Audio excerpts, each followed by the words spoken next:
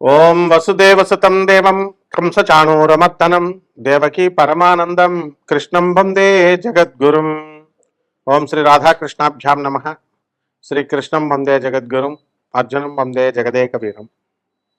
మనకి ప్రస్తుతము రవి సంచారాన్ని కనుక మనం తీసుకున్నట్లయితే ఏప్రిల్ 14న రవి మేషరాశిలోకి వస్తున్నాడండి.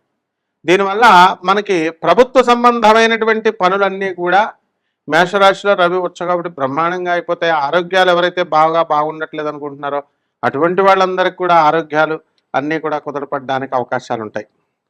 అలాగే ఆయన మే 15 తర్వాత వృషభ రాశిలోకి ప్రవేశిస్తాడు.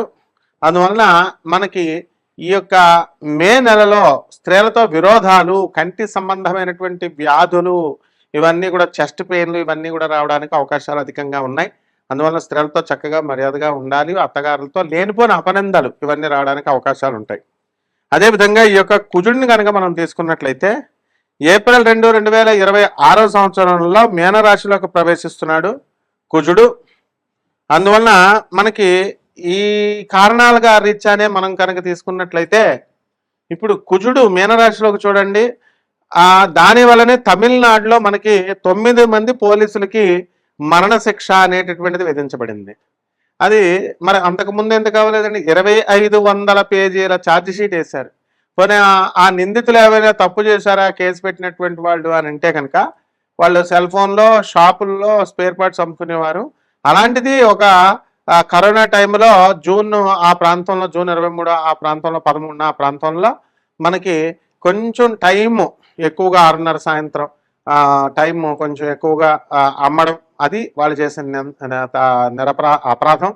అయితే దాన్ని పోలీసులు లాక్కెళ్ళి ఆ తండ్రిని కొట్టడం, కొడుకు మరి తండ్రిని కొడుతుంటే ఎదురు తిరగడం, వాళ్ళిద్దరిని బాగా బాధేయడం, పోలీసులు కిరాతకంగా వ్యవహరించడం వల్ల ఊరి శిక్ష ఈ 9 మంది పోలీసులకు పడింది. వాళ్ళు అప్పుడే చచ్చిపోయారు. ఎన్నో సంవత్సరాల తర్వాత, అంటే ఎప్పుడు కరోనా టైం అండి ఇది, అప్పటి నుంచి ఇప్పటి వరకు జరిగినటువంటిది. ఇప్పుడే ఎందుకు వచ్చిందంటే ఈ యొక్క కుజుడు మనకి మీనరాశిలోకి ఏప్రిల్ 2న వచ్చాడు. ఆ విధంగా మే 11న మేషరాశిలోకి కుజగ్రహ ప్రవేశమైంది. కాబట్టి కుజుడు యొక్క నుంచి రావాల్సినటువంటి లాభాలన్నీ కూడా 12 రాశుల వారికి జరుగుతూ ఉంటాయి. లేకపోతే మనం శుక్రుడిని తీసుకున్నప్పుడు శుక్రుడు ఏప్రిల్ 19న శుక్రుడు వృషభ రాశిలోకి స్వక్షేత్రగతుడు అవుతున్నాడు. కాబట్టి భార్యల వలన సహాయము, స్త్రీల వలన సహాయం ఇలాంటివన్నీ కూడా జరుగుతాయి. ఇల్లు లేనటువంటి వాళ్ళలో కొంతమంది ఈ యొక్క ద్వాదశ రాశుల్లో ఉన్నటువంటి వాళ్ళు కొనడానికి అవకాశాలు ఉన్నాయి. అలాగే మే 14న మిథున రాశి ప్రవేశం శుక్రుడు చేస్తాడు. అక్కడ కూడా బ్రహ్మాండంగా ఉంటుంది పరిస్థితి. అంటే ఏప్రిల్ మే నెలను కనుక మనం చూసుకున్నట్లయితే మరి బ్రహ్మాండంగా మూవ్ అవుతుంది. అయితే ఇందులో ఈ యొక్క శుక్రగ్రహాన్ని మనం తీసుకున్నప్పుడు ఏప్రిల్ 19కి వృషభ రాశిలోకి వస్తుంది కదండి. అంతకుముందు ఎక్కడుందండి? ఇదంతా కూడా మనకి మేషరాశిలో ఉన్నాడు. మేషరాశిలో ఉన్నాడు కాబట్టే లవ్ జిహాద్ అది చూశారు కదా. మనకి హైదరాబాద్లో ఒక అతను ముస్లిం అబ్బాయి ఆ అమ్మాయిని పెళ్లి చేసుకోవడం, తర్వాత అతి కిరాతకంగా వాళ్ళ బంధువులు అవనేయండి, మిత్రులు అవనేయండి ఆమె పైన అత్యాచారం చేశారని చెప్పేసి ఆ నిందలన్నీ కూడా ప్రూవ్ అవ్వడము, ఇవన్నీ కూడా గొడవలు జరగడానికి కారణం ఏంటంటే ఈ యొక్క శుక్రగ్రహము మేషరాశిలో ఉన్నప్పుడు యుద్ధాలే. కుజుడు అంటే యుద్ధాలే మేషరాశి, శుక్రుడు స్త్రీలకు సంబంధించి. అందువలన ఇటువంటి లవ్ జిహాద్ గొడవలు ఎక్కువగా అయిపోతున్నాయి. కాబట్టి ఆడపిల్లలు, హిందూ ఆడపిల్లలు జాగ్రత్తగా ఉండాల్సినటువంటి అవసరం ఉంది. ఇకపోతే మనకి బుధగ్రహాన్ని కనుక మనం తీసుకున్నప్పుడు ఏప్రిల్ 10న మీనరాశి ప్రవేశము బుధగ్రహము 2026 సంవత్సరంలో, తర్వాత ఏప్రిల్ 30న మేషరాశి ప్రవేశం 2026 సంవత్సరానికి జరుగుతుంది. కాబట్టి ఈ బుధగ్రహ సంచారం వలన మనకి బుద్ధిమాంద్యము అనేటటువంటిది ఏప్రిల్ 30 తర్వాత ఏర్పడుతుంది. అసలు ఏప్రిల్ 10న అయితే అసలు బుర్ర పనిచేయదు అనమాట. బుధుడు నేచ స్థితిగతుడు అవుతున్నాడు. అందువలన వీళ్ళు ఒకటి చెప్తే ఇంకొకటి. ఇప్పుడు ఈ నెలంతా కూడా ఏప్రిల్ 10 నుంచి మీరు జాగ్రత్తగా గమనిస్తే కనుక ఈ యొక్క బుధుడు మీనరాశి ప్రవేశం వలన లేనటువంటి, మీరు అననటువంటి మాటలకి నిందలు రావడం, లేదా ఏదో మంచి ఉద్దేశంతో అన్నది వక్రించి వేరే వాళ్ళు ఇంకోలాగా చెప్పడం, ఇలాంటి అనేక రకాలైనటువంటి నిందలు మీ పైన రావడానికి అవకాశాలు ఉంటాయి. అందరికీ 12 రాశుల వారి మీద కూడా. అందువలన ఇదేమిటంటే ఇది గ్రహస్థితి, బుధగ్రహ స్థితి యొక్క ప్రభావం. లేకపోతే శని సంచారం సంవత్సరం అంతా కూడా మనకి మీనరాశిలో ఉంటుంది. రాహుకేతువుల సంవత్సరం డిసెంబర్ 5 వరకు రాహు కుంభరాశిలో ఉండి ఆ తర్వాత కేతు ఏమో సింహరాశిలో ఉంటాడు. వీళ్ళు డిసెంబర్ 5 తర్వాత రాహుకేతువులు వరుసగా మకర కర్కాటక రాశుల్లోకి ప్రవేశం చేస్తున్నాడు. కాబట్టి ఈ కారణంగా మనకి ద్వాదశ రాశుల వారికి కూడా ఏ విధమైనటువంటి ఫలితాలు మనకి ఇవ్వబడతాయి అనేటటువంటిది మనం ఒక్కొక్క రాశి వారిగా చూద్దాం. ఇవన్నీ ఏం చేస్తున్నామండి, మనము గోచార రీత్యా చూస్తున్నాం. గోచారం అనేటటువంటిది మనకి గ్రహ స్థితిగతులను బట్టి కోటాను కోట్ల మందికి కామన్ ప్లాట్ఫారం మీద చెప్పబడేటటువంటివి. అయితే ఇవన్నీ కూడా మనము వ్యక్తిగత జాతకాలు ఉంటాయి, వ్యక్తిగత జాతకాలను బట్టి జరుగుతాయి. ఏమండి మేషరాశి వాళ్ళందరికీ ఇలా అవుతాయండి, ఇప్పుడు సింహరాశి వాళ్ళకి యాక్సిడెంట్లు అవుతాయని అంటాం. అంటే మొత్తం ప్రతి ఒక్కరికి సింహరాశి వాళ్ళకి అవ్వవు, ర్యాండమ్గా చెప్తాం. ఎండాకాలంలో ఈ ఎండ బాగా ఎక్కువ కాస్తుందని, అంటే వర్షాలు పడవా, చల్లగా ఉండదా వాతావరణం, వింటర్లాగా ఒక్కొక్కసారి ఒక్కొక్క రోజు వర్షాలు పడవా. ఆ విధంగా అమెరికాలో ఉన్నటువంటి వాళ్ళని సింహరాశి వాళ్ళకి మేము చెప్పాం, ఆగున్నటువంటి వాళ్ళని వచ్చి ట్రక్ వచ్చి గుద్దేయడము, ఆగున్నటువంటి వాళ్ళని కారు వచ్చి గుద్దేయడము, వీళ్ళు తప్పు లేకుండా, ఇవన్నీ కూడా ఈ సమయాలలోనే జరిగినాయి. కాబట్టి గ్రహ స్థితిగతులను బట్టి వ్యక్తిగత జాతకాలు అనేటటువంటివి, మీ time of birth, place of birth, ఇవన్నీ కూడా పుట్టినటువంటి తారీఖు, తేదీ, టైము ఇవన్నీ ఉండాలి.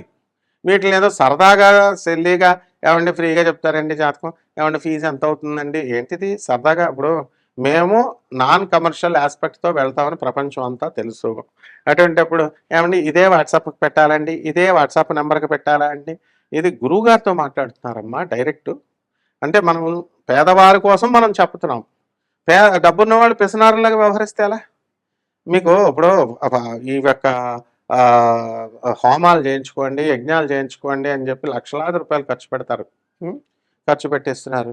మేము ఏం చెప్పం కదా. జగద్గురువులైనటువంటి ప్రభాత్ రంజన్ సర్కార్ గారు ఆనంద మార్గ ఆశ్రమం, మా సాధువులకి మీరు చక్కగా సహాయం చేసుకోండి, అందులో ఉన్నటువంటి అనాథ పిల్లలకి సహాయాలు చేసుకోండి, యుఎన్ఓలో ఐక్యరాజ్య సమితిలో ఉన్న సభ్యత్వం ఉన్నటువంటి సంస్థ, వాళ్ళకి చేయండి అన్నాం. దానికి కూడా ఏమంటే ఎంత వేయాలండి, ఎంత వేయాలండి, మాకు ఎందుకే నేను. కాబట్టి మీరు జాతకాలు సీరియస్గా చేసుకోకపోతే లైఫ్ అనేటటువంటి ఏమైనా సాధన చేయాలనుకుంటున్నాం అండి, మేము యక్షిణి సాధన చేయాలనుకుంటున్నాం, ఆ సాధన చేయాలనుకుంటున్నాం అంటారు. బాగానే ఉంది, మీ కోరిక బాగానే ఉంది. కానీ యక్షిణి సాధనలో పరిపక్వతం పొందినటువంటి వాళ్ళం మేము, సిద్ధి పొందినటువంటి వాళ్ళము. దీనికి ఒక ప్రాసెస్ ఉంటుంది, ఎవరు పెడితే వాళ్ళు చెప్పేది కాదు అది. అది మేము నేను చేసేస్తామండి, నువ్వు అర్హుడో కాదో, ఫస్ట్ నువ్వు అంతకుముందు ఏం సాధన చేసావు, ఇవన్నీ కూడా డీటెయిల్స్ ఇవ్వాలి కదా. ఫోన్లో మాట్లాడటం కుదరదు, మేము బయట ఉండొచ్చు, మీరు కొట్టినప్పుడు ఫోను మేము ఎత్తేయాలా? ఎందుకంటే మీరు ఖాళీగా కూర్చుని ఇంట్లో కూర్చొని ఫ్రీ టైంలో కొడతారు. మేము మరి అది అప్పుడు అక్కడ బస్సులో ఉంటామో, బయట ఉంటామో, ఎక్కడ ఉంటామో తెలియదు కదా. ఇలాంటివన్నీ కూడా దయచేసి ఆలోచించాలి.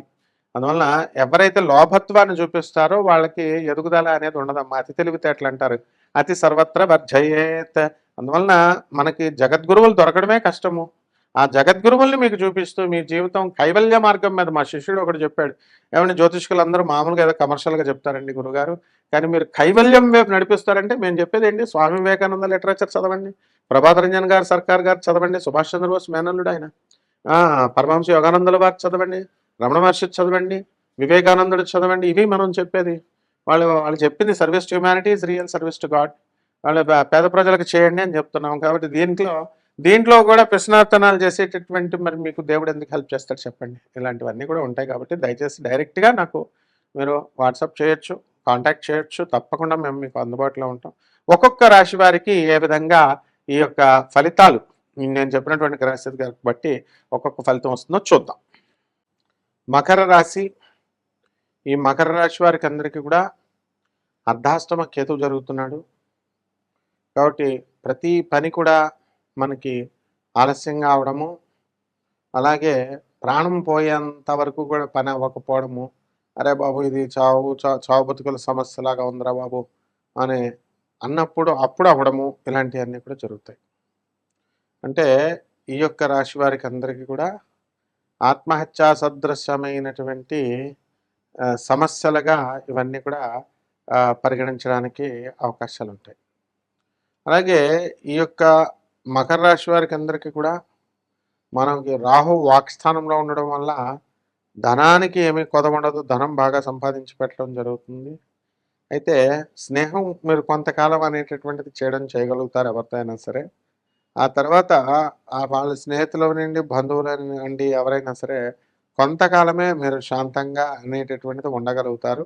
ఆ తర్వాత బాధడము, ఆ తర్వాత ఇవన్నీ కూడా భరించలేకపోవడము చేస్తారు.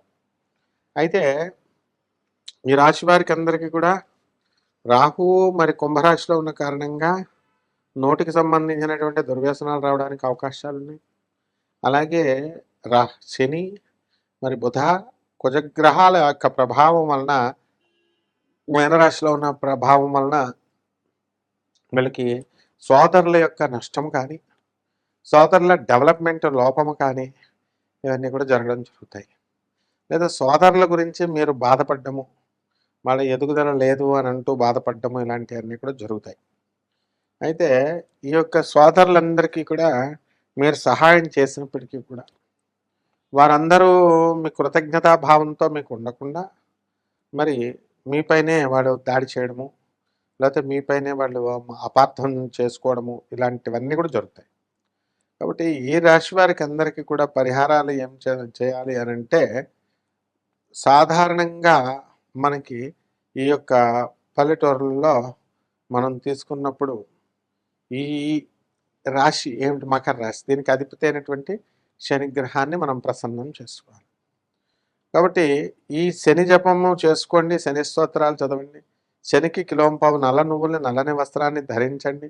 లేదా శుభ్రంగా అష్టమంలో ఉన్నటువంటి కేతుగ్రహ ప్రభావం వలన దాన్ని శాంతించడం కోసం కేతు జపం చేసుకోండి, కేతు స్తోత్రాలు చదవండి. కేతు కిలోంపావు నల్ల నువ్వుల్ని, ఆ నల్లని ఉలువల్ని మనము కిలోంపావు ఉలవల్ని తీసుకొని గోధుమ వర్ణం కలిగినటువంటి లేదా ఈ మల్టీ కలర్డ్ వస్త్రాలను తీసుకొని పేద బ్రాహ్మణులకి దానం చేసుకోవడం ద్వారా బ్రహ్మాండమైనటువంటి పరిస్థితులు మీకు ఏర్పడడం అనేటటువంటివి జరుగుతాయి. శుభమస్తు.